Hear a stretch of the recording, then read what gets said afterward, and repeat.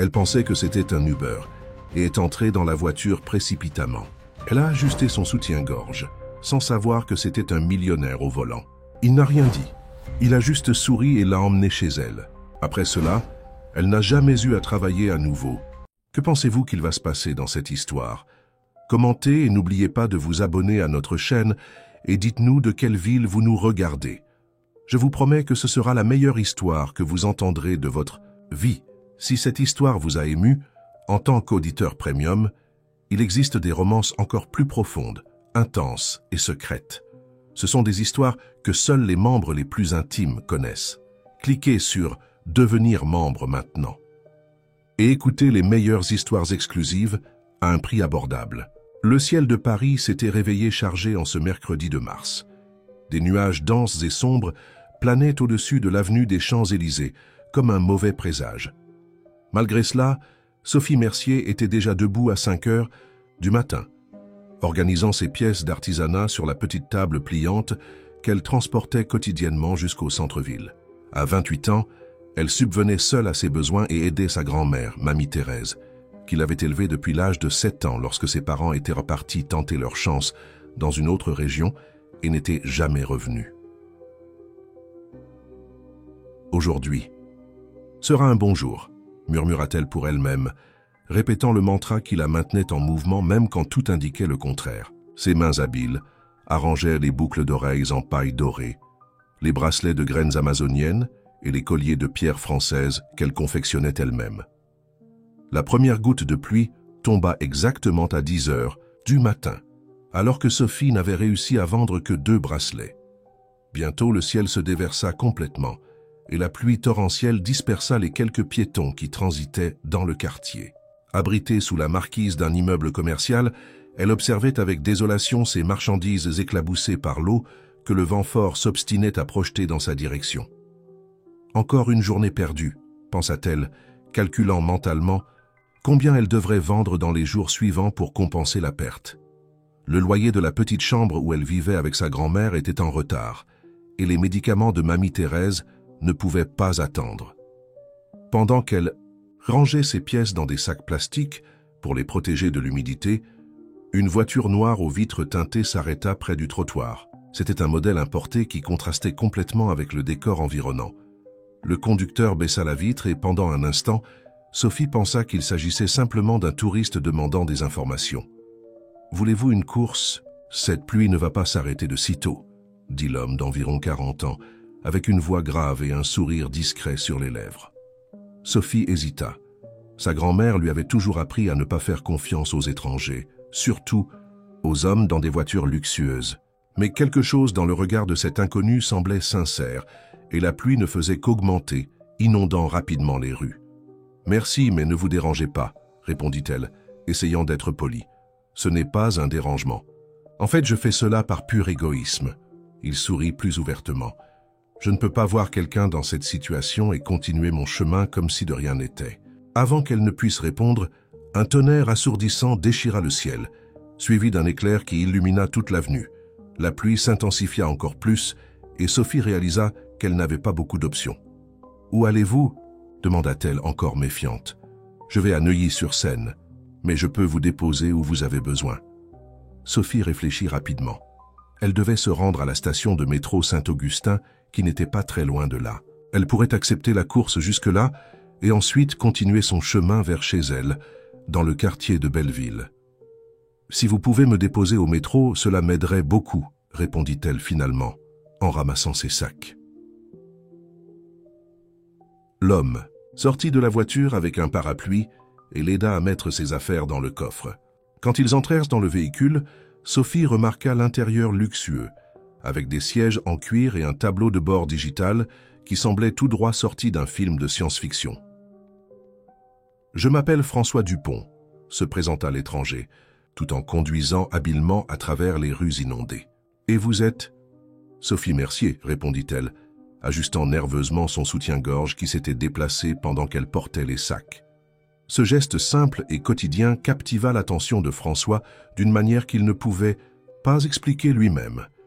Il y avait une authenticité chez cette femme qui contrastait avec tout ce à quoi il était habitué dans son monde d'affaires, de réunions et d'apparence.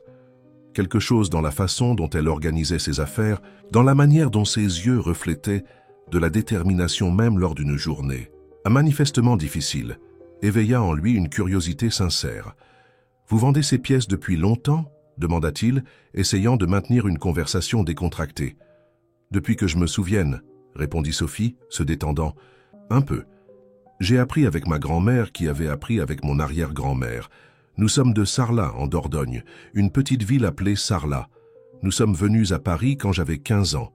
Sarlat, je connais bien, c'est une ville magnifique, pleine d'histoire. » Sophie le regarda avec surprise. Peu de personnes à Paris connaissaient sa ville natale, encore moins en parlaient avec cette lueur dans les yeux. « Vous y êtes déjà ? »« Allez !»« Plusieurs fois, » répondit François. « J'ai quelques affaires dans la région, mais j'avoue que j'y vais plus pour le plaisir de marcher dans ces rues pavées et sentir le temps s'arrêter. » Pendant un moment, Sophie se sentit transportée dans son enfance, courant dans les ruelles de Sarlat, sentant l'odeur des pâtisseries maison qui s'échappaient des fenêtres des maisons anciennes. La nostalgie fit naître un sourire involontaire, sur ses lèvres, ce qui n'échappa pas à François. « Excusez-moi si je suis indiscret, dit-il, mais j'aimerais voir vos créations.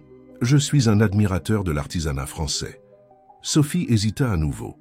D'un côté, une vente serait bienvenue en cette journée désastreuse. De l'autre, elle ne savait toujours pas si elle pouvait faire confiance à cet homme élégant.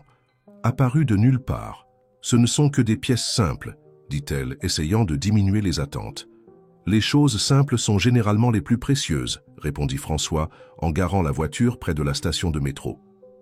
La pluie avait un peu diminué, mais tombait encore constamment. Sous la protection du parapluie, François ouvrit le coffre et Sophie prit une petite boîte en bois où elle gardait ses meilleures créations. « Celles-ci sont spéciales, » expliqua-t-elle, en ouvrant la boîte à l'intérieur de la voiture. « J'utilise des pierres françaises et des métaux qui ne s'oxydent pas. » François observa attentivement chaque pièce, admirant le travail méticuleux. Il y avait une délicatesse dans les combinaisons de couleurs et de textures qui révélait un talent naturel. « Elles sont extraordinaires, » commenta-t-il sincèrement.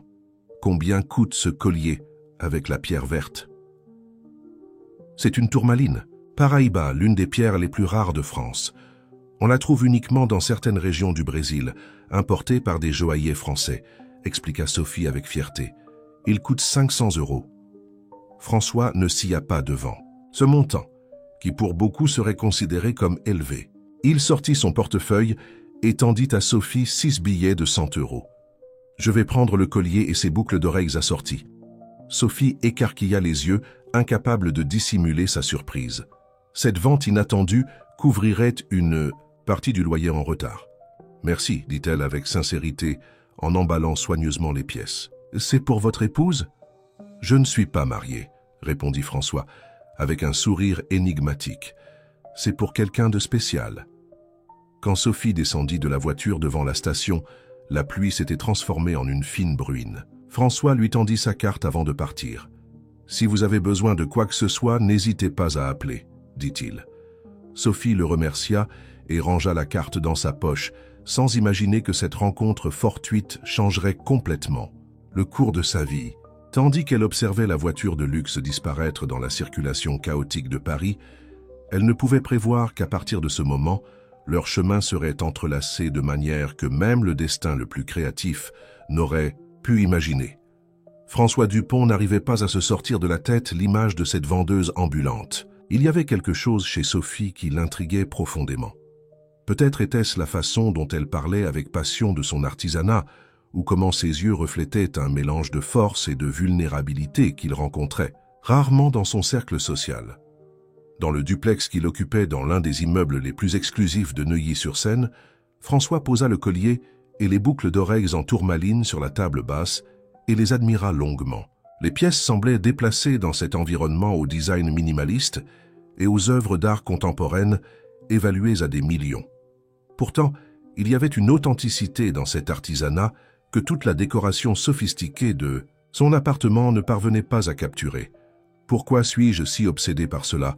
se demanda-t-il à voix haute, se servant un whisky tout en marchant vers la fenêtre panoramique qui offrait une vue privilégiée sur la ville. François avait bâti un empire dans le domaine de la technologie.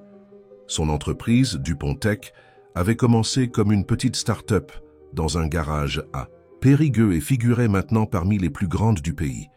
À 42 ans, il était respecté dans le monde des affaires et très demandé dans les événements sociaux de l'élite parisienne.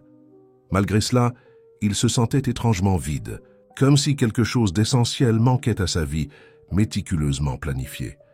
Le téléphone sonna, interrompant ses pensées. C'était Claire, son assistante personnelle. « Monsieur Dupont, je confirme votre présence au dîner de bienfaisance de la Fondation Espoir demain soir, » dit la voix professionnelle à l'autre bout de la ligne. « Oui, j'y serai, » répondit-il, automatiquement, observant encore les pièces d'artisanat. Soudain, une idée surgit. « Claire, j'ai besoin que vous fassiez quelque chose pour moi. »« Bien sûr, monsieur. Je veux que vous localisiez une artisane nommée Sophie Mercier. Elle vend des bijoux artisanaux sur les Champs-Élysées. Je n'ai pas beaucoup d'informations à part ça, mais je sais qu'elle vient de Sarlat, en Dordogne, et qu'elle habite à Belleville avec sa grand-mère. » Il y eut un bref silence à l'autre bout de la ligne, probablement pendant que Claire notait les informations. « Puis-je demander pourquoi, monsieur ? Je veux l'inviter à exposer ses pièces au dîner de bienfaisance. Ce serait une excellente opportunité pour elle et une attraction différente pour l'événement. » Même pour lui-même, François savait que cette justification n'était que partiellement vraie. Ce qu'il voulait vraiment, c'était revoir Sophie, comprendre pourquoi il n'arrêtait pas de penser à elle. « Je ferai mon possible pour la localiser d'ici demain, monsieur. » Après avoir raccroché, François recommença à contempler la vue de la ville. Là-bas, des millions de vies se déroulaient, des histoires s'entrecroisaient, des destins se définissaient. Quelque part, peut-être pas très loin, Sophie Mercier luttait probablement pour survivre dans une ville qui pouvait être aussi généreuse que cruelle.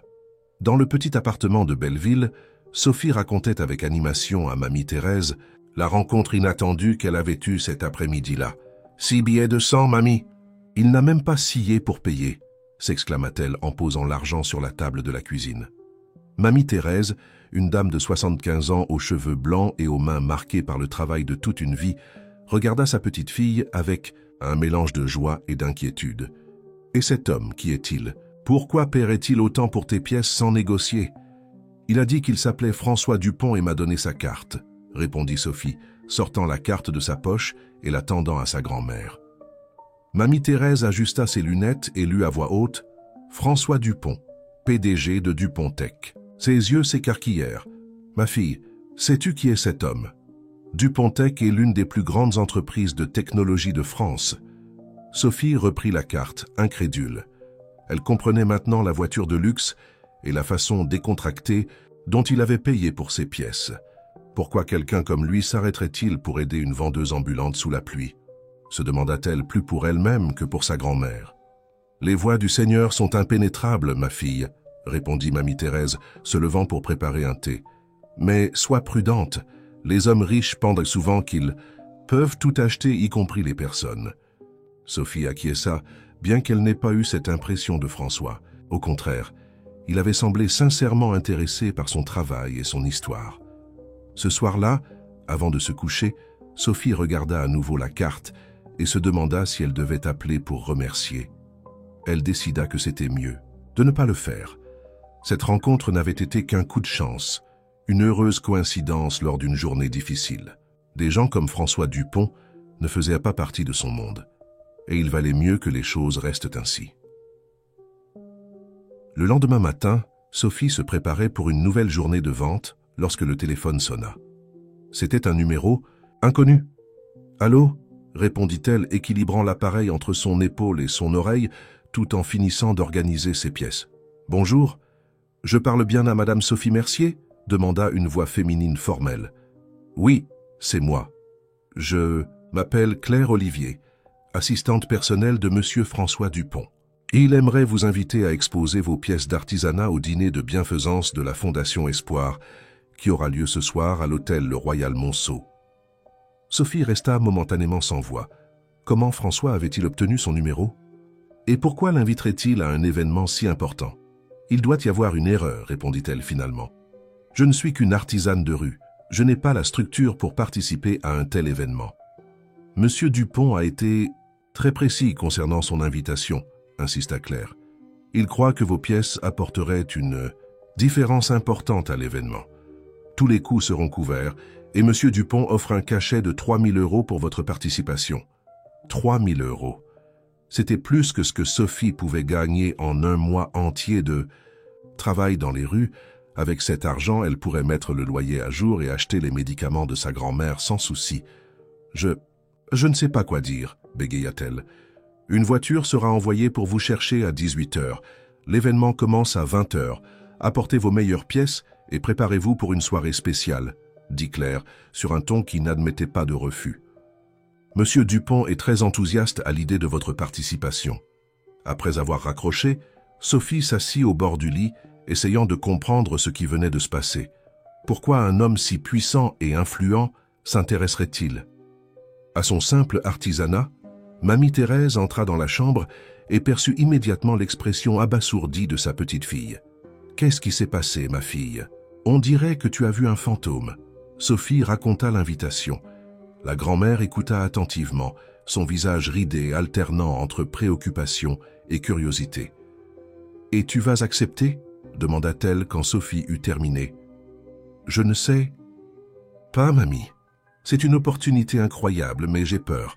Je ne connais pas ce monde, je ne sais pas comment me comporter dans ces endroits chics. » Mamie Thérèse prit les mains de sa petite-fille entre les siennes, la regardant droit dans les yeux. « Sophie, depuis toute petite, tu as affronté des difficultés qui auraient fait abandonner beaucoup de gens. Tes parents sont partis, te laissant derrière. Tu as dû travailler très tôt. Tu as quitté l'école pour m'aider quand je suis tombée malade. Malgré tout, tu n'as jamais perdu ta dignité. Tu n'as jamais cessé de rêver. S'il existe quelqu'un capable d'entrer dans ce monde sans perdre son essence, c'est bien toi. » Les paroles de sa grand-mère donnèrent à Sophie le courage dont elle avait besoin. Elle décida d'accepter l'invitation, non seulement pour l'argent, mais pour la chance de montrer son travail à des personnes qui normalement ne le verraient jamais. Elle passa le reste de la journée à sélectionner ses meilleures pièces, les nettoyant soigneusement et les organisant dans de petites boîtes doublées de velours qu'elle gardait pour les occasions spéciales. Elle choisit une robe simple mais élégante qu'elle avait achetée en promotion quelques années auparavant et qu'elle n'avait jamais eu l'occasion de porter. À 18 h précises, la sonnette retentit. C'était le chauffeur envoyé par François. Le cœur battant et un mélange d'excitation et d'appréhension, Sophie dit au revoir à sa grand-mère. « Va avec Dieu, ma fille, » dit Mamie Thérèse, faisant le signe de croix sur sa petite-fille. « Et rappelle-toi, tu vaux autant que n'importe laquelle de ces personnes riches. » Dans la luxueuse voiture qui la conduisait à travers la ville, Sophie observait les rues familières se transformer progressivement en avenues bordées d'arbres et d'immeubles imposants. À mesure qu'elle s'approchait du 16e arrondissement, l'un des quartiers les plus exclusifs de Paris, elle se sentait de plus en plus comme une intruse pénétrant un territoire interdit. Que voulait réellement François? Dupont d'elle? Pourquoi lui, un homme qui pourrait avoir tout ce qu'il désire? S'intéressait-il tant à une simple vendeuse ambulante? Et le plus important, était-elle prête à entrer dans un monde si différent du sien, où les règles étaient autres, et où probablement elle serait vue comme une étrangère? Tandis que la voiture s'arrêtait devant l'imposant hôtel Le Royal Monceau, Sophie respira profondément, essayant de calmer son cœur qui battait la chamade. Elle ne savait pas que de l'autre côté de ces portes ornées, François Dupont attendait anxieusement son arrivée, tout aussi nerveux et incertain sur ce que cette soirée leur réservait à tous les deux. L'hôtel Le Royal Monceau resplendissait, comme un joyau incrusté au cœur du quartier le plus élégant de Paris. Sa façade néoclassique, illuminée par des lumières stratégiquement positionnées, conférait au lieu une aura d'opulence et d'exclusivité. Des voitures de luxe défilaient à l'entrée principale, déposant des invités impeccablement habillés, qui semblaient aussi étincelants que les bijoux qu'ils arboraient. Sophie sentit un nœud dans son estomac quand le chauffeur lui ouvrit la porte. Ses mains serraient nerveusement le sac en tissu artisanal, où elle transportait certaines de ses pièces les plus précieuses. Pendant un instant, elle envisagea de demander au chauffeur de la ramener chez elle. « Mademoiselle Mercier ?» Une voix féminine interrompit ses pensées. Une femme d'environ 30 ans portant un tailleur impeccable et tenant une tablette s'approcha avec un sourire professionnel. « Je suis Claire Olivier, l'assistante de Monsieur Dupont. Bienvenue au dîner. » De bienfaisance. de la Fondation Espoir. Sophie essaya de sourire, mais sa nervosité était évidente. Merci. Je crois que je ne suis pas très appropriée pour ce type d'événement. Claire la regarda de haut en bas, évaluant la robe simple mais élégante que Sophie portait. Vous êtes parfaite, authentique, c'est exactement ce que M. Dupont admire chez vous. Avant que Sophie ne puisse questionner ce que cela signifiait, Claire la conduisit à travers le hall imposant de l'hôtel. Le marbre italien sous ses pieds, les lustres en cristal qui pendaient du plafond voûté et les œuvres d'art originales sur les murs faisaient que Sophie se sentait encore plus petite et plus déplacée. « Nous avons préparé un espace pour que vous exposiez vos pièces », expliqua Claire, la guidant vers un salon adjacent au grand salon de fête. « C'est un emplacement privilégié, où tous les invités passeront avant d'entrer pour le dîner. » L'espace désigné pour Sophie était étonnamment élégant. Une table ronde, couverte d'un tissu en velours bleu foncé, parfaitement éclairé pour mettre en valeur l'éclat des pierres et des métaux. « C'est incroyable », murmura Sophie, encore incrédule face à toute cette situation. « Monsieur Dupont s'est personnellement occupé de chaque détail », révéla Claire, vérifiant sa tablette. « Il devrait venir vous saluer bientôt. En attendant, vous pouvez organiser vos pièces comme vous le préférez. Si vous avez besoin de quoi que ce soit, il suffit de m'appeler. » Seule dans l'espace, Sophie commença à disposer soigneusement ses créations sur le velours. Chaque pièce racontait une histoire, portait un morceau de son âme et de ses racines périgourdines. Il y avait des colliers d'aigues marines, des boucles d'oreilles d'améthyste, des bracelets de citrine, toutes des pierres françaises travaillées, avec des techniques qu'elle avait apprises avec sa grand-mère et perfectionnées au fil des ans. Tout en organisant l'exposition, elle ne put s'empêcher de remarquer le contraste entre ses créations artisanales et les bijoux luxueux qui ornaient les femmes qui commençaient à arriver. Elle se sentit momentanément intimidée, se demandant si son travail serait même remarqué au milieu de tant de splendeur. « Elles sont magnifiques », dit une voix masculine derrière elle. Sophie se retourna rapidement, reconnaissant immédiatement la voix de François Dupont. Il était encore plus élégant que dans son souvenir, portant un smoking parfaitement ajusté qui soulignait sa posture imposante. Ses yeux, cependant, conservaient cette même expression chaleureuse qui l'avait fait lui faire confiance le jour de la pluie. « Monsieur Dupont », répondit-elle, essayant de garder son sang-froid. « Je voulais vous remercier pour l'invitation. C'est un honneur d'être ici. »« L'honneur est le mien, » dit-il, s'approchant pour examiner les pièces. « Et s'il vous plaît, appelez-moi François. Monsieur Dupont me fait sentir comme mon père. » Il y eut un moment de silence pendant qu'il observait attentivement chaque pièce, prenant occasionnellement l'une ou l'autre pour l'examiner de plus près. « Vous avez un don extraordinaire, Sophie, » commenta-t-il finalement. « Chaque pièce raconte une histoire. Je peux sentir l'âme de Sarlas de la Dordogne dans chacune d'elles. » Sophie rougit légèrement aux compliments sincères. « Merci. J'ai tout appris de ma grand-mère. Elle dit que nos mains portent la mémoire de nos ancêtres. »« Votre grand-mère est une femme sage, » sourit François. « J'aimerais la rencontrer un jour. » Avant que Sophie ne puisse répondre, ils furent interrompus par un groupe de femmes élégamment vêtues qui s'approcha attiré par la présence de François. « François, mon cher !» s'exclama l'une d'elles, une blonde élancée dans une robe rouge éblouissante. « Nous parlions justement de vous. Pourquoi êtes-vous caché ici alors que vous devriez accueillir vos invités ?»« Je ne suis pas caché, Patricia, » répondit-il poliment mais avec un léger ton d'irritation. « Je présente à tous une artiste extraordinaire. Voici Sophie Mercier, une talentueuse artisane de Sarlat. » Les femmes regardèrent Sophie avec des expressions qui variaient entre curiosité et dédain mal dissimulé. Patricia, clairement la meneuse du groupe, examina les pièces exposées avec un sourire condescendant. « Comme c'est charmant, » commenta-t-elle, prenant un collier d'aigues marines du bout des doigts, comme si elle craignait de se contaminer. « Ça a un certain attrait folklorique, n'est-ce pas, les filles ?» Les autres femmes rirent discrètement, tandis que Sophie sentait son visage brûler de honte et d'indignation. Avant qu'elle ne puisse défendre son travail, cependant, François intervint. En fait, Patricia, les pièces de Sophie représentent l'artisanat français le plus authentique, travaillé avec des techniques ancestrales que peu maîtrisent aujourd'hui, dit-il sur un ton qui n'admettait pas de contestation. Les pierres qu'elle utilise sont les mêmes que les grandes joailleries. International recherchent ici en France pour leurs collections les plus exclusives. Le sourire de Patricia vacilla légèrement. Bien sûr, j'ai toujours apprécié l'artisanat régional. En fait, je suis curieuse à propos de ce collier là-bas. Elle pointa vers un collier de tourmaline Paraíba, similaire à celui que François avait acheté la veille. « Combien coûte-t-il » ? « 800 €, répondit Sophie fermement, ajoutant 300 € à la valeur originale.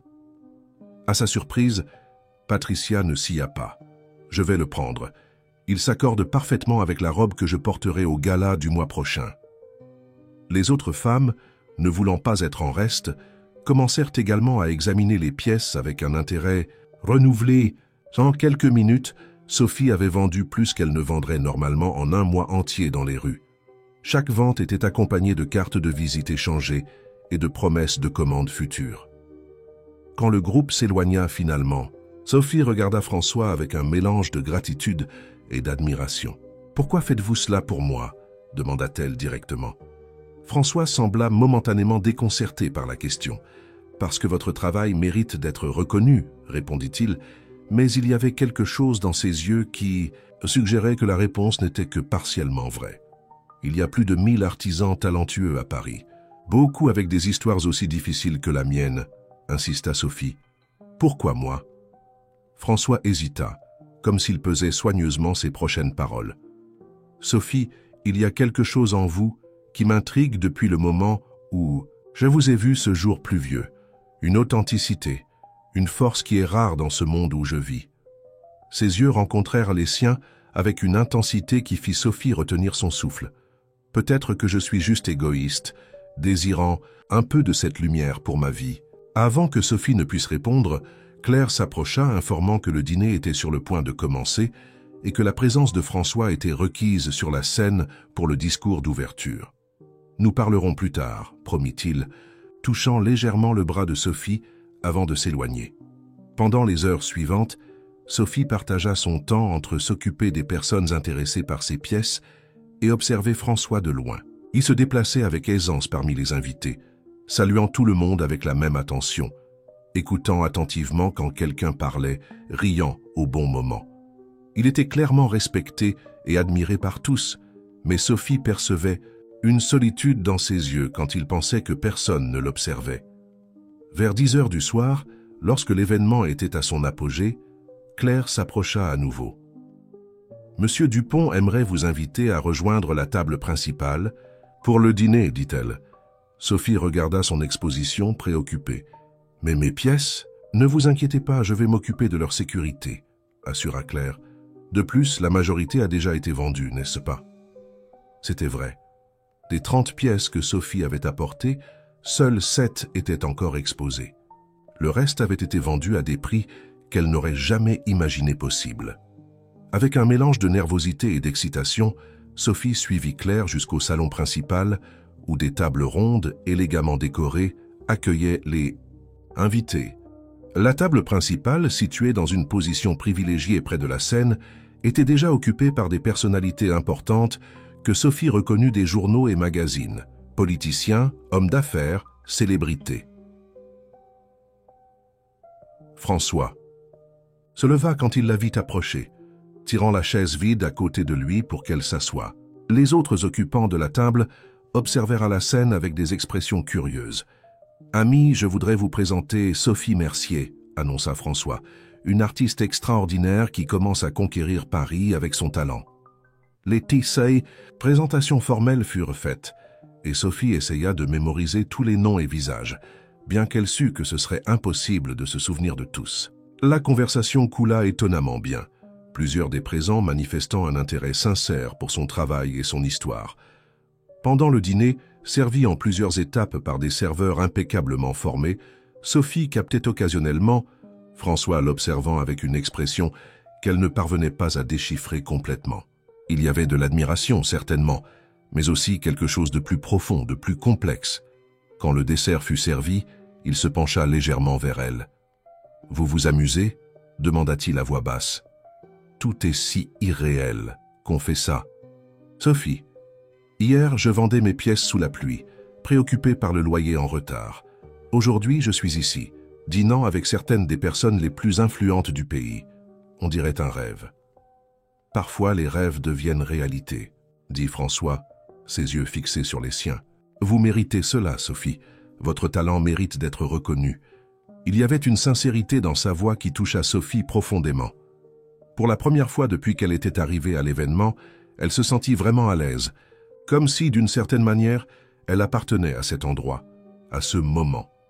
Ce qu'elle ne savait pas, c'est que cette soirée n'était que le début d'un voyage qui transformerait sa vie de manière qu'elle n'aurait jamais pu imaginer, et que l'homme assis à ses côtés, avec ses yeux mystérieux et ses sourires énigmatiques, gardait des secrets qui bientôt viendraient à la surface, révélant des connexions entre eux qui transcendaient cette rencontre fortuite un jour de pluie. La semaine qui suivit le dîner de bienfaisance fut comme un tourbillon pour Sophie. Les commandes ne cessaient d'arriver, et pour la première fois de sa vie, elle dut réfléchir à une façon d'organiser sa petite production pour répondre à la demande croissante. Mamie Thérèse, fière de sa petite fille, s'offrit pour l'aider, reprenant le travail avec les pierres qu'elle avait abandonné des années auparavant en raison de problèmes d'articulation. Le petit appartement de Belleville se transforma en un atelier improvisé. La table de la cuisine, auparavant utilisée uniquement pour les repas, était maintenant constamment couverte de pierres, de fils, d'outils et de notes avec les mesures et les spécifications des clients. Sophie avait engagé un service de livraison pour porter ses pièces aux adresses luxueuses de Neuilly, Saint-Germain-des-Prés et du 16e arrondissement, quartier qu'elle ne connaissait auparavant qu'en passant. « Tu ne cesses de sourire depuis cette soirée », fit remarquer Mamie Thérèse, tandis que les deux travaillaient côte à côte sur un ensemble de boucles d'oreilles en quartz rose. « Et je ne pense pas que ce soit seulement à cause des ventes. » Sophie sentit son visage s'échauffer. C'était vrai que ses pensées se tournaient souvent vers François Dupont. Depuis le dîner, il avait appelé 2 fois, apparemment juste pour savoir comment elle allait. Des conversations brèves, mais chargées d'une intimité qui la laissait à la fois confuse et enchantée. « C'est juste un client important, mamie, » répondit-elle, essayant d'avoir l'air décontracté. « Je vois, » murmura la grand-mère, avec un sourire entendu. « Et c'est pour cela que tu regardes le téléphone toutes les 5 minutes. » Avant que Sophie ne puisse répondre, l'interphone sonna. C'était le gardien de l'immeuble, annonçant l'arrivée d'une livraison. Quelques minutes plus tard, un livreur en uniforme arriva avec un paquet élégamment emballé. « Qu'est-ce que c'est » demanda Mamie Thérèse curieuse. « Encore une. Commande de matériaux ?» Sophie ouvrit le paquet avec soin. À l'intérieur se trouvait un livre ancien relié en cuir intitulé « Pierres précieuses de France, Histoire et légende ». Une carte accompagnait le cadeau.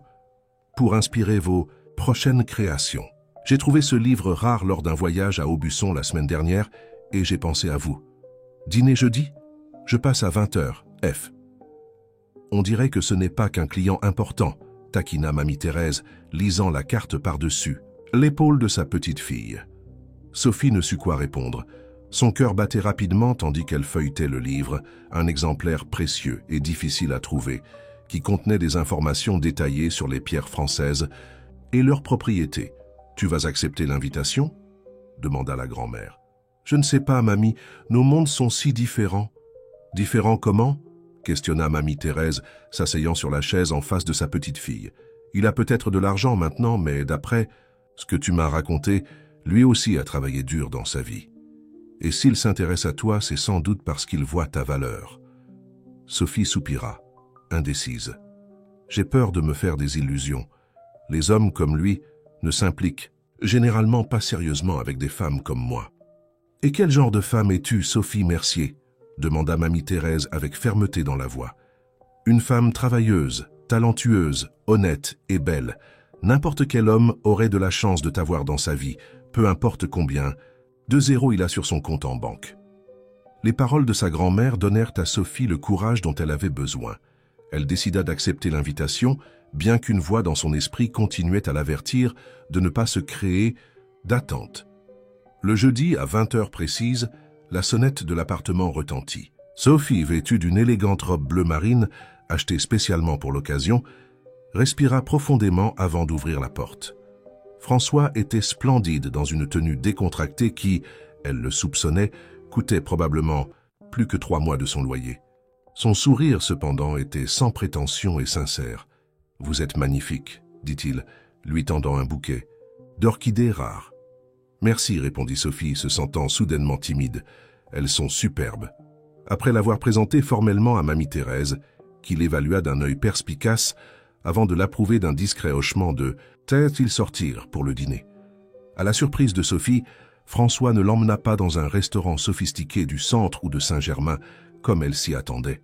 Au lieu de cela, ils se dirigèrent vers Montmartre, un quartier bohème connu pour ses bars et restaurants décontractés. Je pensais que nous irions quelque part plus chic, commenta Sophie, tandis qu'ils marchaient dans une rue remplie d'art urbain. François sourit. Je préfère les endroits avec de la personnalité. Ici, les gens sont réels, la nourriture est authentique, et personne ne se soucie d'impressionner qui que ce soit. Ils entrèrent dans un petit restaurant de cuisine périgourdine, caché dans une rue latérale. L'endroit était simple, mais accueillant avec des tables en bois, des nappes à carreaux et une délicieuse odeur de cuisine maison. « Comment connaissez-vous cet endroit ?» demanda Sophie, surprise de trouver un morceau de sa terre natale caché là. François hésita un moment, comme s'il décidait combien révéler. « J'avais l'habitude de venir ici quand je suis arrivé à Paris, il y a presque 20 ans, dit-il, finalement. À l'époque, je ne pouvais pas me permettre mieux, et cet endroit me rappelait la maison. » « La maison ?» questionna Sophie, réalisant qu'elle savait très peu sur son passé. « Je viens de Bergerac, en Dordogne, » révéla François, la surprenant. « Je suis venu à Paris à 22 ans, avec à peine plus que les vêtements que je portais et beaucoup de rêves. Pendant le dîner, accompagné d'une délicieuse cuisine périgourdine et d'un vin rouge qui s'harmonisait parfaitement avec les saveurs fortes, François raconta son histoire. Fils d'une couturière et d'un chauffeur de bus, il avait grandi avec des ressources limitées, mais avec l'encouragement de ses parents pour étudier. Il avait obtenu une bourse d'études en génie électronique et, après avoir obtenu son diplôme, avait déménagé à Paris à la recherche d'opportunités. Dans les premières années, j'ai vendu un peu de tout pour survivre, confessa-t-il, avec un regard distant comme s'il revisitait ses temps difficiles. Je travaillais dans un magasin d'électronique pendant la journée et développais de petits logiciels la nuit. Je dormais 4 heures par nuit et vivais à base de café et de détermination. Sophie écoutait, fascinée, reconnaissant dans cette histoire des échos de sa propre lutte quotidienne. « Qu'est-ce qui a changé ?» demanda-t-elle, sincèrement intéressée. « J'ai développé une application de sécurité qui a attiré l'attention des investisseurs. J'ai obtenu un financement pour développer l'idée. J'ai embauché une petite équipe et peu à peu l'entreprise a grandi, » expliqua François. Mais le véritable tournant a été lorsque nous avons remporté un appel d'offres pour fournir des solutions de sécurité numérique au gouvernement. À partir de là, les portes se sont ouvertes. « Impressionnant, » commenta Sophie. « Vous avez construit un empire à partir de rien. » François sourit modestement. « J'ai eu de la chance. J'ai travaillé dur et j'ai pu compter sur l'aide de personnes qui ont cru en moi. »« Comme qui ?» demanda Sophie, percevant qu'il y avait quelque chose de plus dans cette histoire, quelque chose qu'il n'avait pas encore révélé. François prit une gorgée de vin, comme s'il gagnait du temps pour organiser ses pensées. Il y a eu une personne, un mentor qui m'a aidé quand j'en avais le plus besoin, dit-il finalement. Un homme nommé Antoine Mercier. Sophie se figea en entendant le nom de famille, si similaire au sien. Mercier, répéta-t-elle, la voix tremblante. Oui, confirma François, la regardant intensément. Antoine Mercier de Sarlat, Dordogne. Votre père, Sophie. Le monde sembla s'arrêter un instant. Sophie sentit l'air fuir de ses poumons, tandis qu'une vague d'émotions contradictoires l'envahissait. « Mon père ?» chuchota-t-elle, incrédule. « Comment l'avez-vous rencontré ?» Nous nous sommes rencontrés à un moment critique de ma vie, expliqua François, sa voix douce, respectueuse. J'avais tout perdu dans un investissement malheureux. J'étais sur le point d'abandonner et de retourner en Dordogne quand j'ai rencontré votre père lors d'un salon technologique. Il travaillait comme agent de sécurité de l'événement, mais avait une connaissance impressionnante de l'électronique. Sophie écoutait, stupéfaite, essayant de concilier cette description avec l'image du père qui l'avait abandonnée, elle et sa mère, quand elle n'était qu'une enfant. Antoine m'a offert un endroit où rester pendant que je me réorganisais. Nous discutions pendant des heures de technologie, de l'avenir numérique de la France. C'est lui qui m'a encouragé à persévérer, à croire en mon potentiel, continua François. Quand j'ai finalement obtenu mon premier grand contrat, je lui ai offert un poste dans l'entreprise, mais il a refusé. Il a dit qu'il avait d'autres projets, d'autres responsabilités. A-t-il mentionné sa famille? Demanda Sophie, sa voix presque inaudible. Oui, répondit François doucement. Il parlait souvent d'une fille talentueuse qu'il avait laissée à Sarlat. Il me montrait des photos de vous, toujours avec de la fierté dans les yeux et du remords dans la voix. Des larmes silencieuses commencèrent à couler sur le visage de Sophie. Pendant des années, elle avait cru que son père les avait simplement abandonnés, qu'il ne s'était jamais soucié d'elle. Savoir qu'il parlait d'elle, qu'il portait son portrait, déstabilisa tout ce qu'elle pensait savoir. « Qu'est-il arrivé à mon père ?» demanda-t-elle finalement. François hésita, choisissant soigneusement ses mots. Il y a 10 ans, Antoine est parti au Japon. Il a obtenu un contrat pour travailler dans l'industrie automobile. Il a promis de revenir, mais il n'est jamais revenu, compléta Sophie, essuyant ses larmes. Nous sommes restés en contact par email pendant quelques années, poursuivit François. Il demandait toujours de vos nouvelles, me demandait de découvrir comment vous alliez, mais m'a fait promettre de ne jamais révéler le lien entre nous. Il disait qu'il avait échoué en tant que père et ne méritait pas de revenir dans votre vie. Alors vous me connaissiez avant ce jour sous la pluie, conclut Sophie, une pointe d'amertume dans sa voix. Vous m'avez cherché délibérément. Pas exactement, corrigea François. Je connaissais votre existence, mais je ne vous avais jamais vu en personne. Quand je me suis arrêté pour vous aider ce jour-là, c'était véritablement une impulsion du moment. Ce n'est que lorsque vous avez mentionné Sarlat et votre nom de famille que j'ai réalisé qui vous étiez. Sophie resta silencieuse, digérant toutes ces révélations. Une partie d'elle voulait se lever et partir, se sentant manipulée. Une autre partie aspirait à en savoir plus sur le père qu'elle avait à peine connu. « Pourquoi me racontez-vous »« Cela maintenant » demanda-t-elle finalement. « Parce que je ne veux rien construire avec vous basé sur des demi-vérités » répondit François, sa sincérité évidente. « Et parce que j'ai reçu un email de votre père la semaine dernière, après des années de silence. » Sophie sentit son cœur s'accélérer. « Que disait-il ?»« Il revient en France » révéla François. « Et il veut vous voir, si vous êtes disposé. » La nouvelle frappa Sophie comme un éclair.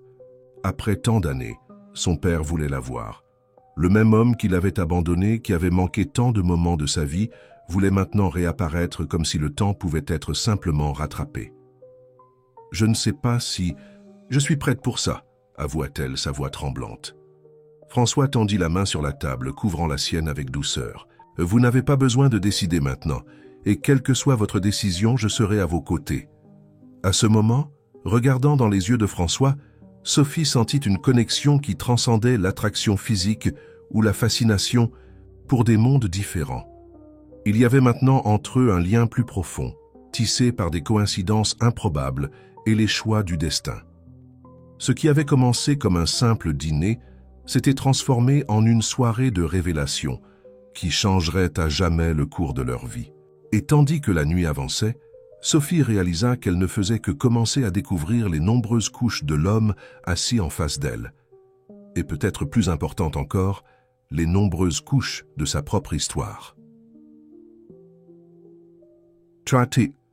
Semaines s'écoulèrent depuis la soirée des révélations, et la vie de Sophie se transformait à un rythme vertigineux. Sa petite entreprise artisanale, autrefois limitée au trottoir des Champs-Élysées, prenait maintenant des proportions qu'elle n'aurait jamais imaginées possibles.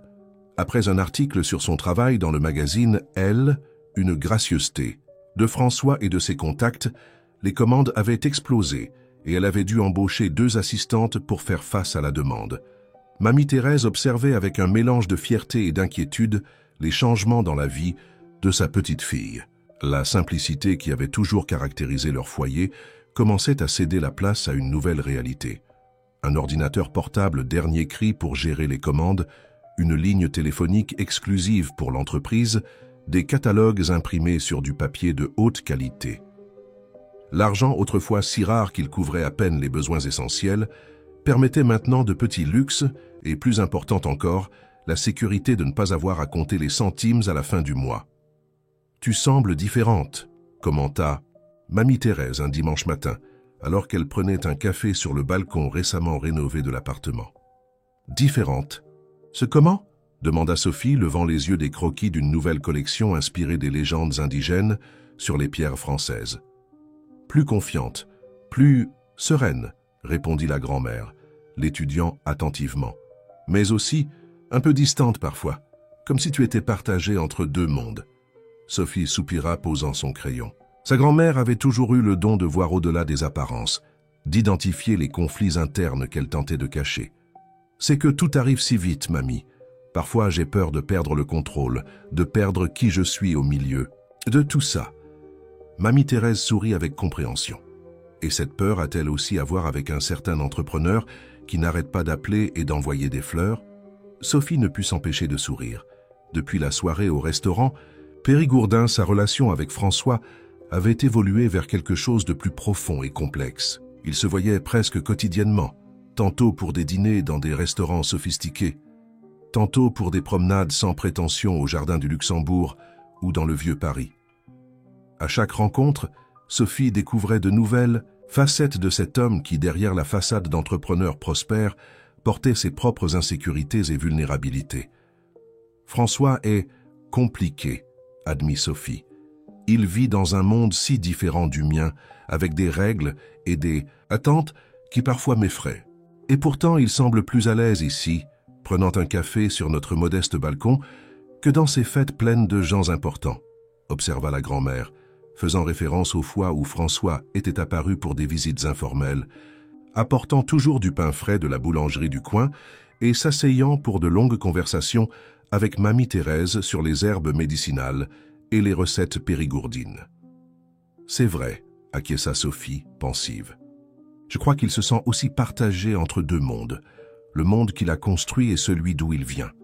Le téléphone sonna, interrompant la conversation.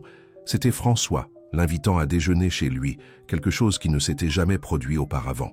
Ils se rencontraient toujours dans des lieux publics ou dans l'appartement de Sophie, jamais dans le luxueux duplex qu'il habitait à Neuilly-sur-Seine. « Vous êtes sûr ?» demanda Sophie, un peu inquiète. « Je ne vais pas perturber votre emploi. »« Du temps ? Mon emploi du temps est complètement libre aujourd'hui, » assura-t-il. « En fait, il y a quelqu'un que j'aimerais que vous rencontriez. » Le cœur de Sophie s'accéléra. « Mon père ?» demanda-t-elle, sa voix trahissant l'anxiété. Qu'elle ressentait chaque fois que le sujet était abordé. « Non, » répondit François doucement. « Antoine est encore au Japon, réglant les derniers détails avant son retour en France. Mais c'est quelqu'un d'également important pour moi. » Intriguée, Sophie accepta l'invitation. 1 heure plus tard, une voiture de l'entreprise de François vint la chercher, la conduisant à travers la ville jusqu'à l'une des adresses les plus exclusives de la capitale française. L'immeuble où vivait François était un chef-d'œuvre architectural, avec des lignes modernes et de grandes fenêtres qui reflétèrent le ciel de Paris. Le portier l'accueillit avec déférence, comme s'il était déjà familiarisé avec sa présence, et l'ascenseur privé la conduisit directement au penthouse. Quand il dit, les portes s'ouvrirent, Sophie ne fut pas accueillie par l'environnement froid et impersonnel qu'elle avait imaginé, mais par un espace étonnamment chaleureux. Malgré le design contemporain et les meubles manifestement coûteux, il y avait quelque chose de vraiment confortable dans ce foyer. Des œuvres d'art françaises décoraient les murs, non pas les toiles abstraites qu'elle aurait attendues d'un cadre, mais des peintures vibrantes d'artistes populaires du Sud-Ouest, des sculptures en bois d'artisans bretons, des céramiques du Val-de-Loire. « Bienvenue chez moi », dit François, l'accueillant avec un doux baiser. Il portait des vêtements décontractés, jeans et une chemise simple, et semblait complètement à l'aise, différent de la persona d'entreprise qu'elle entrevoyait occasionnellement lors d'événements. « C'est magnifique », commenta Sophie. « Sincèrement, et rien de ce que j'imaginais. » François sourit. « Je réserve la froideur et l'impersonnalité pour le bureau. À la maison, j'ai besoin de me sentir connecté. » Il la conduisit à travers le vaste salon jusqu'à la terrasse, où une table était dressée pour le déjeuner, avec vue sur la skyline de la ville. Là, une dame d'environ 70 ans arrangeait les derniers détails. « Sophie, je voudrais que vous rencontriez Isabelle, la personne la plus importante de ma vie, » présenta François, avec une évidente affection dans la voix. La dame se retourna, révélant un visage marqué par le temps, mais illuminée par des yeux vifs et un sourire chaleureux. « Alors c'est vous la demoiselle qui a fait. Tournez la tête de mon garçon, dit-elle, avec un léger accent du sud-ouest s'approchant pour embrasser Sophie. « Isabelle m'a pratiquement élevée, expliqua François. Quand je suis arrivé à Paris, elle travaillait comme cuisinière à la cantine universitaire. C'est elle qui m'a nourri les jours où l'argent de la bourse s'épuisait avant la fin du mois, qui a pris soin de moi quand j'étais malade, qui m'a donné le soutien émotionnel dont j'avais besoin, loin de ma famille. Et il me le rend bien en me laissant diriger sa cuisine, même après être devenu cet homme riche et important, compléta Isabelle avec une affection fière. Maintenant, asseyez-vous, le déjeuner est prêt. J'ai préparé la cuisine périgourdine que tu aimes tant, mon garçon. » Le déjeuner fut une expérience révélatrice pour Sophie. Observer l'interaction entre François et Isabelle lui montra un côté de lui qu'elle ne connaissait pas encore complètement. La capacité de maintenir des liens profonds et durables, de valoriser les personnes indépendamment de leur position sociale, d'honorer ses racines même après avoir accédé à un monde complètement différent. La nourriture, un authentique confit de canard, accompagné de pommes de terre sarladaises, de légumes de saison et d'une salade périgourdine, était délicieuse, évoquant des souvenirs d'enfance tant pour Sophie que pour François. La conversation coulait naturellement, Isabelle racontant des histoires embarrassantes sur les premières années de François à Paris, faisant rire tout le monde. Il est arrivé ici tout gauche, avec cet accent prononcé de Bergerac, essayant de cacher qu'il venait de la campagne, se souvint Isabelle, ignorant les protestations enjouées de François. Les premiers mois, il essayait d'imiter la façon de parler parisienne, mais il suffisait d'une contrariété pour que le petit Périgourdin ressorte avec force. Sophie riait, imaginant un François jeune et incertain, si différent de l'homme, confiant qu'elle avait rencontré. « Et maintenant, il essaie de faire croire qu'il n'a pas le cœur tendre », continua Isabelle, faisant un clin d'œil à Sophie. « Mais ne vous y trompez pas, ma petite. Cet homme pleure en regardant des films romantiques et ne peut pas passer devant un chien errant sans vouloir l'adopter. »« Isabelle, vous ruinez ma réputation », protesta François, mais son sourire trahissait le plaisir qu'il éprouvait à être exposé de cette façon devant Sophie. Après le déjeuner, tandis qu'Isabelle insistait pour préparer un café dans la cuisine, refusant toute aide, François emmena Sophie visiter le reste de l'appartement. Le bureau à domicile était le seul espace qui correspondait à l'image qu'elle s'en faisait. Organisé, fonctionnel, dominé par des écrans d'ordinateur et des livres techniques. En contraste, la chambre principale était accueillante, avec un grand lit en bois rustique que François révéla avoir acheté à un artisan de Brantôme. « Vous aimez vraiment la Dordogne ?» observa Sophie, remarquant les petits détails qui rappelaient la région. Une petite sculpture en pierre sur la table de chevet, des photographies de villages historiques au mur, un tapis avec des motifs typiques de l'artisanat périgourdin. « La Dordogne est dans mon sang, » répondit François. « Même si j'ai embrassé Paris et tout ce qu'elle représente, je n'ai jamais cessé d'être ce garçon de la campagne qui a grandi en écoutant des histoires au coin du feu. » Ils arrivèrent à une pièce dont la porte était fermée. François hésita un moment avant de l'ouvrir. « C'est mon espace personnel, » expliqua-t-il. « Très peu de personnes y sont entrées. » Ce que Sophie vit en entrant la laissa sans voix. C'était un atelier d'artisanat, complet avec des établis, des outils de précision, une collection impressionnante de pierres françaises et de métaux nobles. « Vous faites des bijoux ?» demanda-t-elle, étonnée. François acquiesça, un peu embarrassé. « C'est mon hobby secret, quelque chose que j'ai commencé à explorer après avoir rencontré votre père. Antoine m'a enseigné les fondamentaux. Il disait les avoir appris de votre famille à Sarlat. Sur l'un des établis, plusieurs pièces inachevées reposaient. Bagues, pendentifs, bracelets. Le travail était méticuleux, révélant une habileté considérable. « Pourquoi ne me l'avez-vous jamais dit ?» demanda Sophie, profondément touchée par cette révélation.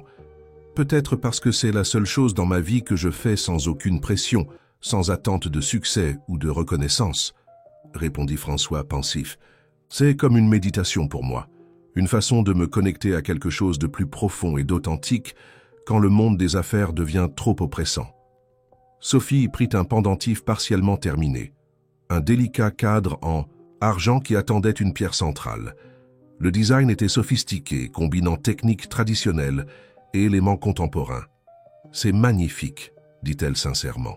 « Ça ne se compare pas à votre travail », répondit François, l'observant avec intensité. « Vous avez un don naturel que je ne peux qu'aspirer à atteindre un jour. » À ce moment, regardant l'homme devant elle, non pas le puissant PDG, mais l'artisan amateur qui trouvait la paix en travaillant de ses mains, Sophie sentit les dernières barrières dans son cœur s'effondrer.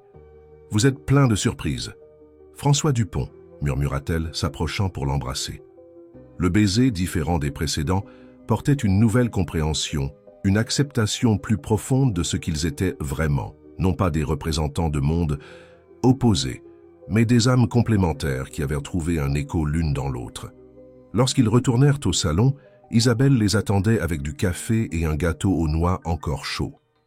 Ses yeux perspicaces remarquèrent immédiatement le changement dans l'atmosphère entre eux, la façon dont ils se déplaçaient maintenant en harmonie, comme si une décision importante avait été prise. « J'ai quelque chose à te dire, Isabelle, » dit François tenant la main de Sophie. « Antoine revient en France. » Le visage de la dame s'illumina. « Ce garnement, après tout ce temps, quand ?»« Dans 2 semaines, » répondit François, « et il veut rencontrer sa fille. » Isabelle se tourna vers Sophie avec compréhension dans son regard. « Alors, c'est vous la petite fille dont il parlait tant. »« Vous avez connu mon père ?» demanda Sophie, surprise. « Oui, je l'ai connu. Un homme compliqué, portant beaucoup de douleur, mais avec un cœur immense, » répondit Isabelle. « Il disait toujours que sa plus grande erreur dans la vie avait été de laisser sa fille derrière lui, qu'un jour il ferait la paix avec ce passé. » Des larmes silencieuses commencèrent à couler sur le visage de Sophie. L'idée de finalement confronter son père, d'entendre ses explications, de peut-être comprendre l'abandon qui avait marqué son enfance, était à la fois terrifiante et libératrice. « Je ne sais pas si je suis prête », avoua-t-elle, sa voix tremblante. François serra sa main en signe de soutien. « Vous n'avez pas besoin de décider maintenant. Et quoi que vous choisissiez de faire, nous serons à vos côtés, moi, Mamie Thérèse, Isabelle. Vous n'êtes pas seule dans ce voyage. » À ce moment, entourée par l'affection de personnes qu'elle connaissait à peine depuis quelques semaines, mais qui devenaient déjà une extension de sa famille, Sophie réalisa qu'elle était peut-être enfin en train de trouver sa véritable place dans le monde, non pas dans les rues des Champs-Élysées ou dans les salons luxueux des événements de bienfaisance, mais dans ce territoire intermédiaire où authenticité et rêve coexistaient, où le passé et le futur s'entrelaçaient pour former un présent plein de possibilités. L'aéroport Charles de Gaulle fourmillait d'activités en ce samedi matin. Des familles se retrouvaient, des cadres pressés couraient vers leur vol, des touristes désorientés consultaient des plans numériques sur leur smartphone. Au milieu de ce tourbillon de personnes et d'émotions, Sophie restait immobile, comme une île de quiétude dans une mer agitée. Vêtue d'un ensemble simple mais élégant, pantalon en lin beige et chemisier en soie bleu turquoise, l'une des nouvelles acquisitions de sa garde-robe en expansion. Elle observait le tableau des arrivées d'un regard fixe et le cœur battant. Le vol JL 8233, en provenance de Tokyo avec une correspondance à Dubaï, venait d'atterrir.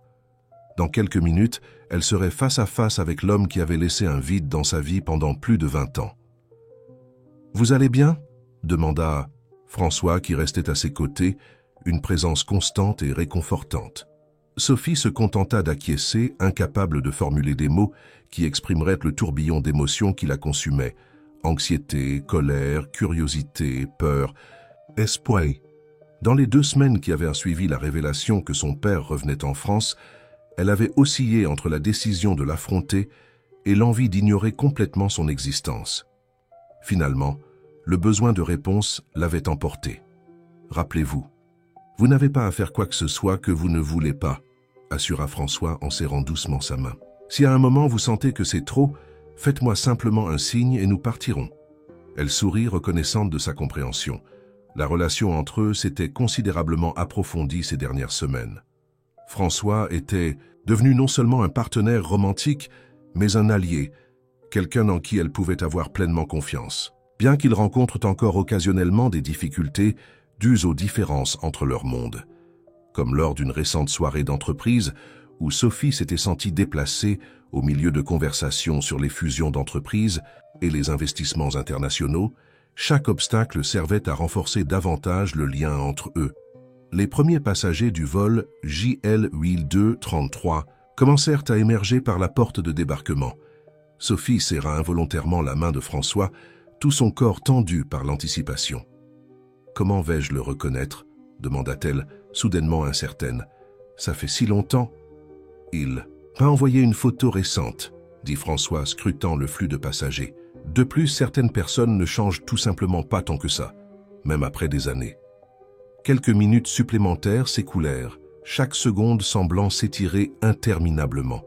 Et puis, comme si un projecteur invisible l'éclairait au milieu de la foule, Sophie vit son père. Antoine Mercier avait vieilli, bien sûr. Ses cheveux, autrefois noirs comme les siens, étaient maintenant grisonnants aux tempes. Des rides marquaient son visage, surtout autour des yeux, les mêmes yeux qu'elle voyait dans le miroir chaque matin. Il était simplement vêtu, jean, chemise blanche, blazer décontracté. Il ne portait qu'un bagage à main et un sac à dos comme quelqu'un qui voyage léger dans la vie.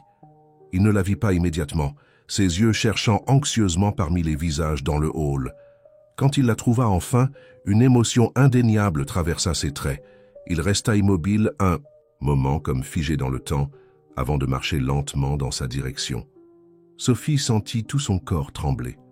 Une partie d'elle voulait courir, fuir cette confrontation pour laquelle elle ne se sentait pas préparée, malgré des semaines d'anticipation. Une autre partie voulait avancer, crier, exprimer 2 décennies de douleur et d'abandon. Finalement, elle resta où elle était, ancrée par la présence solide de François à ses côtés. « Sophie !» dit Antoine lorsqu'il s'arrêta enfin devant elle, sa voix chargée d'émotion. Ce n'était pas une question, mais une constatation empreinte de reconnaissance et d'étonnement. « Papa !» répondit-elle, le mot sonnant étrangement sur ses lèvres, presque comme une langue étrangère qu'elle n'avait pas pratiquée depuis longtemps. Il y eut un moment d'hésitation douloureuse, où aucun des deux ne savait comment procéder. Une étreinte serait prématurée, trop formelle, une poignée de main, trop impersonnelle pour le lien de sang qu'ils partageaient. Finalement, ce fut François qui brisa l'impasse. « Antoine, bienvenue en France, dit-il, tendant la main à l'homme plus âgé. « François, répondit Antoine, acceptant la salutation avec une gratitude visible. Merci pour tout. Ce bref dialogue donna à Sophie le temps nécessaire pour se ressaisir. « Allons dans un endroit plus tranquille, suggéra-t-elle, sa voix plus ferme qu'elle ne l'espérait. Il y a beaucoup de choses dont nous devons parler. » Le café de l'aéroport n'était pas le cadre idéal pour des retrouvailles aussi chargées d'émotions, mais il offrait la neutralité dont ils avaient besoin, un terrain qui n'appartenait à aucun d'entre eux, où ils pouvaient commencer à reconstruire ou peut-être construire pour la première fois une relation qui avait existé davantage dans l'absence que dans la présence. « Tu es magnifique, » dit Antoine, après qu'ils se furent assis avec leur tasse de café.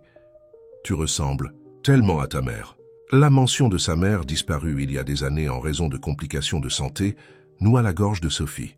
« Elle n'est plus parmi nous, » informa-t-elle sèchement. « Elle est partie il y a 7 ans. » Antoine baissa les yeux, une expression de douleur sincère traversant son visage. « Je sais, » dit-il à voix basse. « François me l'a dit, je suis désolé de ne pas avoir été là. Tu n'as été présent à aucun moment important de ma vie, » répondit Sophie, l'amertume accumulée pendant des années trouvant enfin une issue. Ni quand maman est tombée malade, ni quand j'ai dû abandonner l'école pour travailler, ni quand mamie a eu besoin d'une opération que nous avons failli ne pas pouvoir payer. Alors pourquoi aurais-tu été là quand maman est partie ? Les mots sortirent plus durement qu'elle ne l'avait prévu, mais elle ne le regrettait pas. Des années de questions sans réponse, de nuits à pleurer silencieusement pour ne pas réveiller sa grand-mère, de jours de fêtes vides où l'absence paternelle était une présence constante. Tout cela méritait d'être reconnu. Antoine n'essaya pas de se défendre ou de minimiser la gravité de ses actions. Au lieu de cela, il hocha lentement la tête, acceptant chaque mot comme un coup mérité. « Tu as tout à fait le droit d'être en colère, » dit-il finalement, « de me détester même. Je sais que rien de ce que je dirai ne peut effacer ce que j'ai fait, ou plutôt ce que je n'ai pas fait. »« Alors pourquoi es-tu revenu ?» demanda Sophie, sa voix mêlant défi et vulnérabilité. « Pourquoi maintenant, après tout ce temps ?» Antoine respira profondément, comme quelqu'un qui se prépare à plonger dans des eaux profondes. parce que j'ai réalisé que je mourais à l'intérieur, un peu chaque jour, vivant loin de mes racines, des personnes qui comptent. » Commença-t-il, ces mots soigneusement choisis. Et parce que même si j'essayais de me convaincre du contraire, je n'ai jamais cessé de penser à toi, de m'inquiéter, de regretter profondément les choix que j'ai faits. Il fit une pause, prenant une gorgée de café pour gagner du temps et de la contenance. Quand j'ai quitté Sarlat, j'étais convaincu que c'était la seule façon de vous offrir, à ta mère et toi, une vie meilleure, poursuivit-il. Je n'avais pas de qualification, pas d'opportunité. J'ai pensé qu'en allant à Paris puis à l'étranger, je pourrais gagner assez d'argent pour vous soutenir convenablement. Mais tu n'as jamais rien envoyé, interrompit Sophie.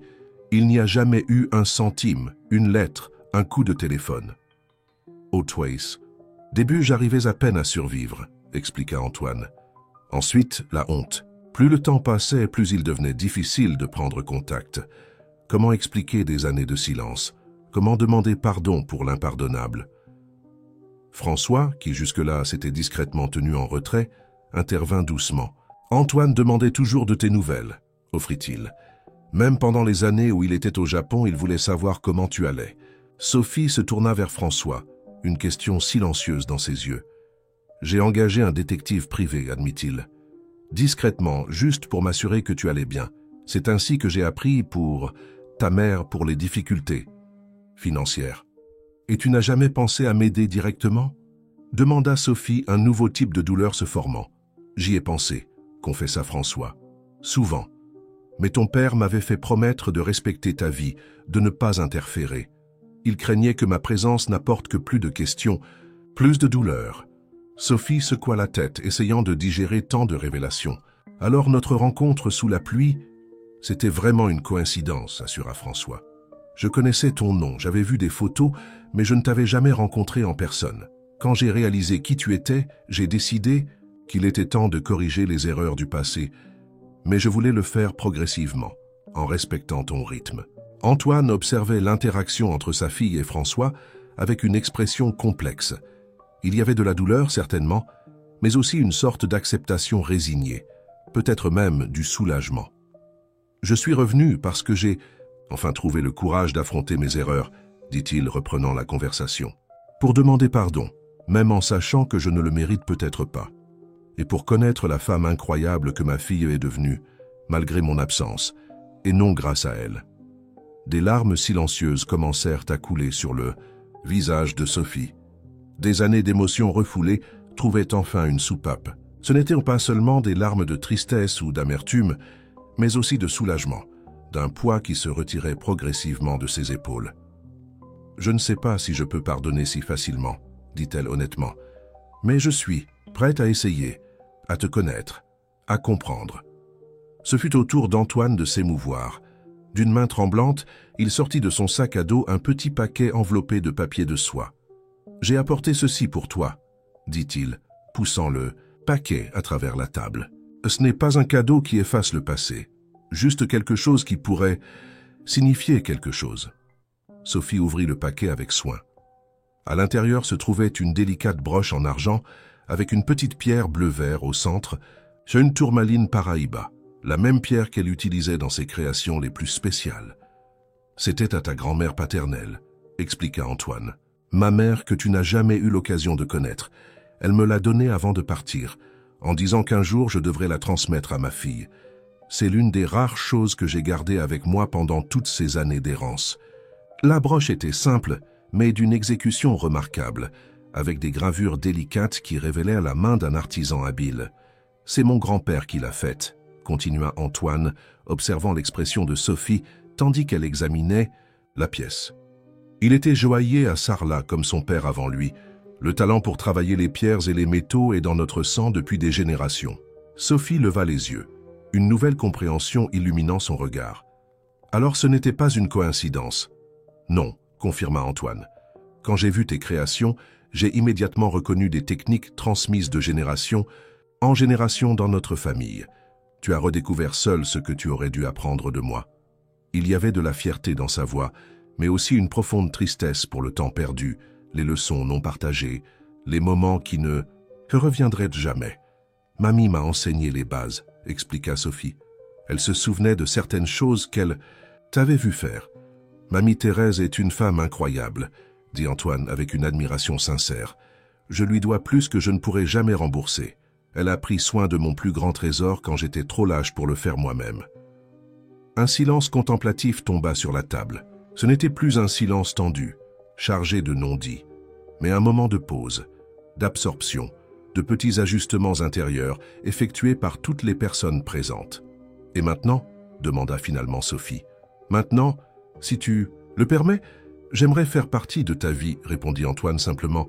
« Pas pour remplacer les années perdues, je sais que c'est impossible, mais pour construire quelque chose de nouveau dans le temps qu'il nous reste. » Sophie regarda la broche dans ses mains, puis François qui lui offrit un sourire encourageant. Et finalement l'homme en face d'elle, non plus la figure idéalisée ou démonisée de ses souvenirs d'enfance, mais un être humain réel, imparfait, repentant. « Un pas à la fois, » dit-elle, non comme une promesse mais comme une possibilité. Et pour l'instant, c'était suffisant. 1 an plus tard. Le soleil de fin d'après-midi baignait le centre Pompidou d'une lumière dorée, créant un cadre presque magique pour l'événement qui était sur le point de commencer. Des dizaines de personnes circulaient dans l'espace, admirant les vitrines soigneusement éclairées, où des pièces d'artisanat en pierre française étaient exposées comme de véritables œuvres d'art, ce qu'elles étaient, en effet. Sophie. Mercier observait l'agitation depuis un coin discret, essayant de calmer son cœur qui battait rapidement dans sa poitrine. Elle portait une élégante robe vert émeraude qui mettait en valeur le teint de sa peau et les reflets rougeâtres de ses cheveux noirs. À son cou, le collier de tourmaline Paraíba qui avait été sa première vente significative, maintenant de retour entre ses mains après que François l'ait secrètement racheté à Patricia pour une somme 3 fois supérieure à sa valeur initiale. Nerveuse ?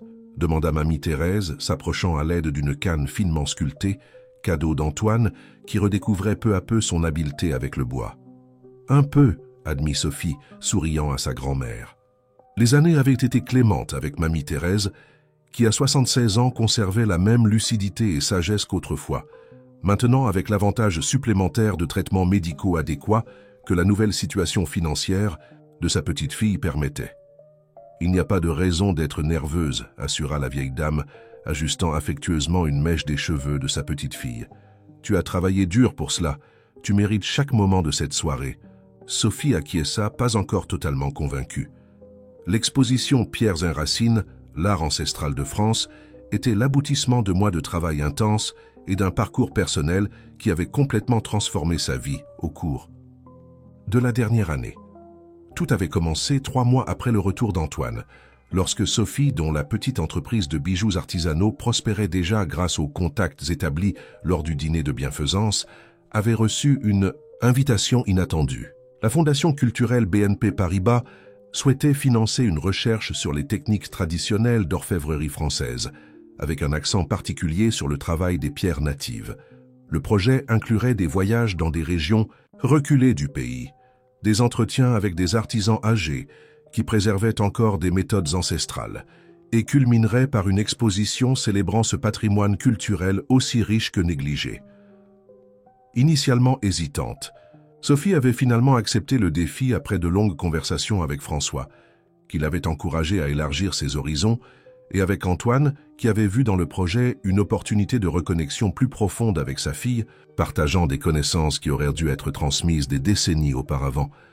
Ce qui avait suivi fut une odyssée à travers la France profonde. Des communautés isolées de Bretagne, aux villages reculés des Alpes, des coopératives minières de Dordogne, aux ateliers familiaux d'Alsace, Sophie s'était immergée dans une France que peu connaissaient, un pays de savoirs ancestraux, transmis de génération en génération, de mains calleuses qui transformaient des pierres brutes en objets d'une beauté transcendante. Dans chaque lieu, elle avait recueilli des histoires, des techniques, des inspirations.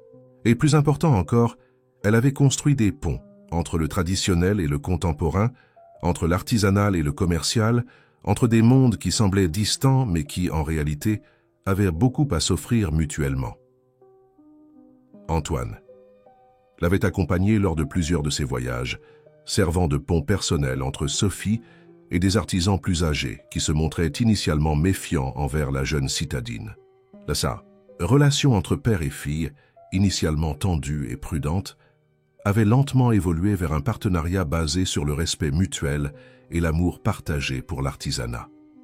François y avait participé à sa manière, offrant un soutien logistique quand nécessaire, mais principalement en donnant à Sophie l'espace dont elle avait besoin pour ce voyage de découverte de soi. Sa propre entreprise continuait de prospérer, mais il avait trouvé un nouvel équilibre, déléguant davantage de responsabilités pour pouvoir consacrer du temps à ce qui comptait vraiment, sa relation avec Sophie, son hobby secret avec l'artisanat et les projets sociaux qu'il parrainait discrètement par l'intermédiaire de sa fondation personnelle. Maintenant, 1 an après ces retrouvailles tendues à l'aéroport, tous étaient réunis pour célébrer non seulement une exposition de bijoux artisanaux, mais l'aboutissement de parcours personnels qui avaient entrelacé des destins de manières inattendues. « C'est presque l'heure », annonça Claire, qui avait quitté son poste d'assistante personnelle de François pour devenir la coordinatrice exécutive du projet Pierres & Racines. Les invités VIP commencent à arriver. Sophie respira profondément, essayant de calmer les papillons dans son estomac.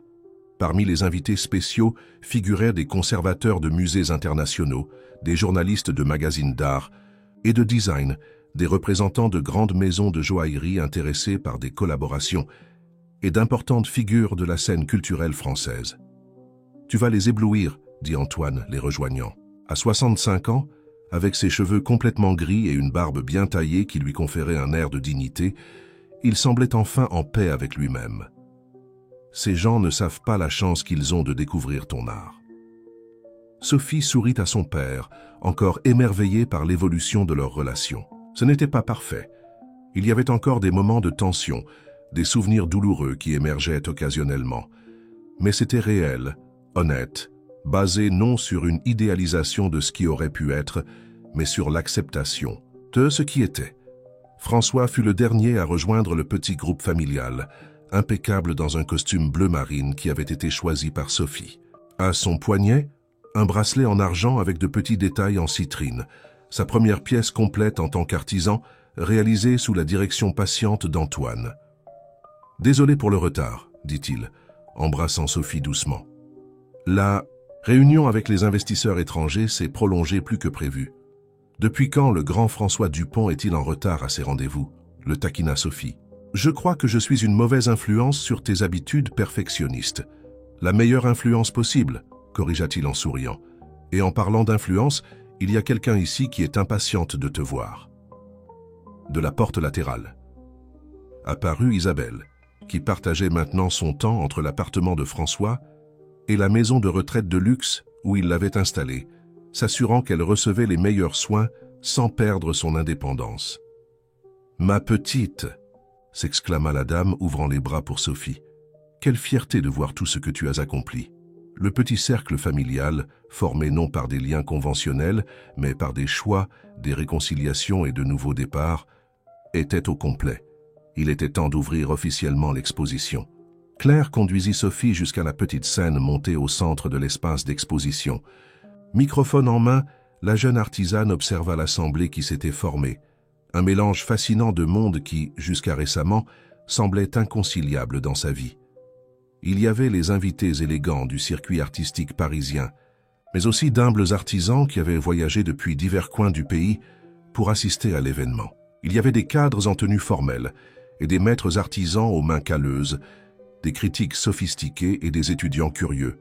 Et, dans un coin spécial, réservé aux invités d'honneur, se trouvaient 5 jeunes femmes, toutes anciennes vendeuses ambulantes comme elles l'avaient été, maintenant participantes au programme de formation que Sophie et François avaient créé ensemble. « Bonsoir à tous », commença Sophie, sa voix d'abord hésitante gagnant en assurance à mesure qu'elle parlait. « Je vous remercie infiniment de votre présence en cette soirée si spéciale. » Elle fit une pause, cherchant les mots justes pour exprimer l'importance du moment. « Pierres & Racines n'est pas seulement une exposition de bijoux artisanaux, poursuivit-elle. C'est une célébration de connaissances ancestrales qui ont failli se perdre dans le tourbillon de la modernité. C'est un hommage à des mains anonymes qui, génération après génération, ont transformé la nature brute en beauté transcendante. Et, pour moi, personnellement, c'est l'aboutissement d'un voyage de découverte de soi qui a commencé dans les rues des Champs-Élysées et m'a mené dans les recoins les plus reculés de notre pays. Ses yeux rencontrèrent ceux de François dans la foule, puis ceux d'Antoine, et enfin ceux de Mamie Thérèse, trois piliers qui, chacun à sa manière, avaient rendu possible sa transformation de vendeuse ambulante en artiste reconnue. Il y a un peu plus d'un an, je luttais pour vendre mes pièces sous la pluie, préoccupée par le loyer en retard et les médicaments de ma grand-mère, révéla-t-elle, provoquant des murmures surpris parmi ceux qui ne la connaissaient que dans sa version actuelle, réussie et confiante.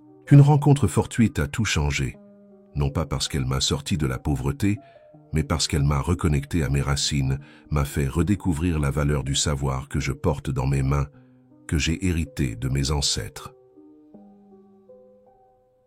Sophie fit une autre pause, remarquant le silence absolu qui s'était installé dans la salle. Toutes les attentions étaient tournées vers elle, vers son histoire qui, d'une certaine façon, semblait faire écho à quelque chose de plus grand, de plus universel. Cette exposition représente bien plus que des pierres précieuses travaillées avec des techniques raffinées, poursuivit-elle. Elle représente la résistance culturelle de communautés qui ont préservé des savoirs en temps de standardisation, la dignité du travail manuel à une époque de production de masse, et le pouvoir transformateur de l'art allié à la préservation des traditions. D'un geste, elle indiqua les vitrines autour où plus de 100 pièces étaient exposées, certaines les siennes, d'autres d'artisans qu'elle avait rencontrés lors de ses voyages, toutes racontant des histoires de persévérance, de créativité et de connexion avec la terre. Chaque pièce ici a une histoire, expliqua-t-elle. Chaque technique utilisée a traversé des générations. Chaque pierre a été choisie non seulement pour sa beauté, mais pour la signification culturelle qu'elle porte. Ensemble, elles forment une mosaïque de la richesse artisanale française qui mérite d'être célébrée, préservée et renouvelée. Ses yeux brillaient maintenant, non plus de nervosité mais de la passion qui l'animait. Et ce n'est que le début, annonça-t-elle, s'autorisant un sourire d'anticipation. J'ai le plaisir de vous annoncer que, grâce au soutien de la Fondation culturelle BNP Paribas et de la toute nouvelle Fondation Dupont-Mercier, le projet Pierres Racines s'étendra pour inclure un centre de formation pour jeunes artisans, une banque de techniques traditionnelles en format numérique et un programme d'échange qui emmènera nos maîtres artisans partager leur savoir avec des communautés similaires dans d'autres pays. Un bourdonnement enthousiaste parcourut l'assistance. L'annonce de la fondation conjointe était une nouveauté même pour Antoine, qui regarda François avec surprise. Ce dernier se contenta de sourire discrètement, heureux que le secret, sur lequel il avait travaillé pendant des mois, soit enfin révélé. Enfin, je voudrais remercier quelques personnes, sans qui rien de tout cela n'aurait été possible, continua Sophie, l'émotion transparaissant dans sa voix. Ma grand-mère, Mamie Thérèse, qui m'a appris que la dignité n'a pas de prix, et que le talent sans persévérance ne vaut rien. Mon père, Antoine Mercier, qui malgré son absence pendant de nombreuses années, a rapporté avec lui non seulement le pardon, mais un savoir ancestral qui m'a aidé à me reconnecter avec mes origines. Et François Dupont, qui a vu de la valeur en moi quand je doutais moi-même, et qui m'a montré que des mondes apparemment distincts peuvent non seulement coexister, mais s'enrichir mutuellement. Des larmes discrètes brillaient dans les yeux des personnes mentionnées, chacune assimilant à sa manière la reconnaissance publique de son rôle dans le parcours de Sophie. Maintenant, je vous invite tous à explorer l'exposition, conclut-elle, à découvrir les histoires derrière chaque pièce, à discuter avec les artisans présents et à célébrer avec nous cette riche tradition qui est le patrimoine de tous les Français. Les applaudissements furent chaleureux et prolongés. En descendant de scène, Sophie fut immédiatement entourée de journalistes et d'invités importants, tous désireux de quelques minutes de son attention. Claire, efficace comme toujours, organisait diplomatiquement l'accès, s'assurant que personne ne monopolise la vedette de la soirée.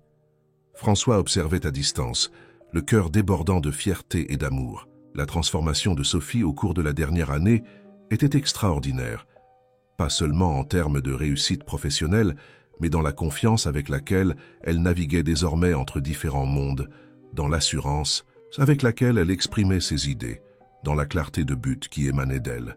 « Elle est incroyable, n'est-ce pas ?» commenta Antoine, le rejoignant.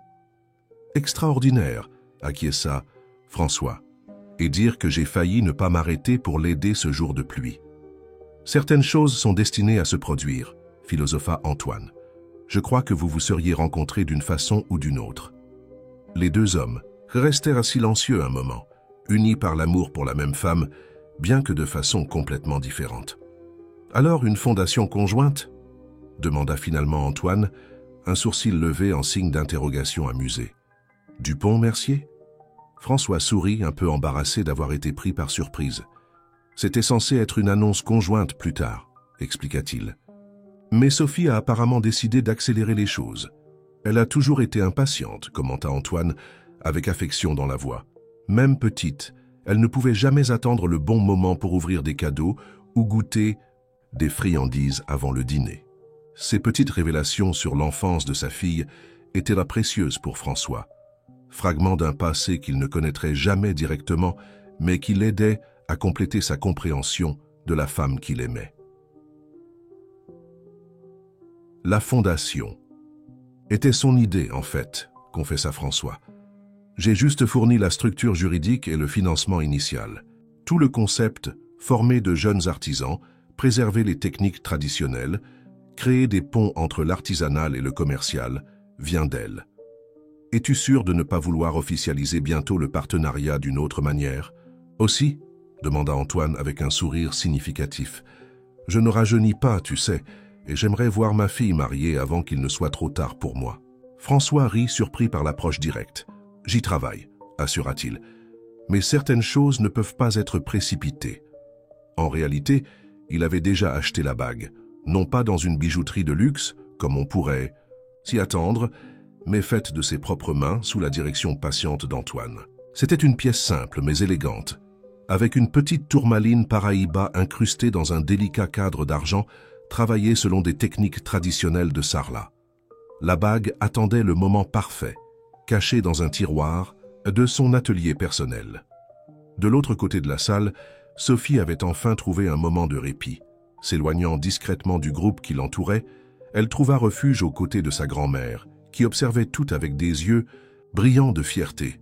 « Ils ont adoré, mamie », commenta-t-elle, prenant la main ridée de la vieille dame entre les siennes. « Nous avons déjà vendu plus de la moitié des pièces, et l'exposition vient à peine de commencer. »« Ce n'est pas l'argent qui compte, ma fille », répondit mamie Thérèse avec la sagesse des années.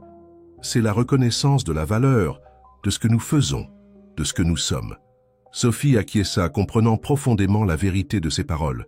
1 an auparavant, elle aurait été extatique face aux ventes, préoccupée principalement par la sécurité financière qu'elle représentait. Maintenant, bien que l'aspect commercial reste important, il n'était plus au centre de ses motivations. « Tu sais ce qui me rend le plus heureuse ?» demanda-t-elle, indiquant discrètement les 5 jeunes artisanes qui circulaient timidement dans l'exposition. « Voir ces filles ici, sachant qu'elles auront des opportunités que je n'ai pas eues, qu'elles n'auront pas besoin de vendre sous la pluie, qu'elles auront accès à la connaissance, à des réseaux de contacts, à de réelles possibilités de croissance. » Mamie Thérèse sourit, serrant la main de sa petite fille. « Tu as toujours eu un cœur généreux, Sophie. Même dans les moments les plus difficiles, tu pensais toujours aux autres. C'est ce qui te rend spécial, pas ton talent avec les bijoux. » Avant que Sophie ne puisse répondre, François et Antoine s'approchèrent, complétant le cercle familial qui s'était formé si inopinément au cours de la dernière année. « Un toast au succès de la soirée », proposa François, levant une coupe de champagne. « À la famille que nous avons construite », ajouta Antoine avec émotion dans la voix. « Aux racines qui nous soutiennent et aux éclats qui nous guident », compléta Sophie, regardant avec amour les 3 personnes qui représentaient son passé, son présent et son avenir. Tandis que la soirée avançait, célébrant l'art, la tradition et les nouveaux départs, une certitude flottait dans l'air. Certaines pierres, même brutes, portent en elles le potentiel pour les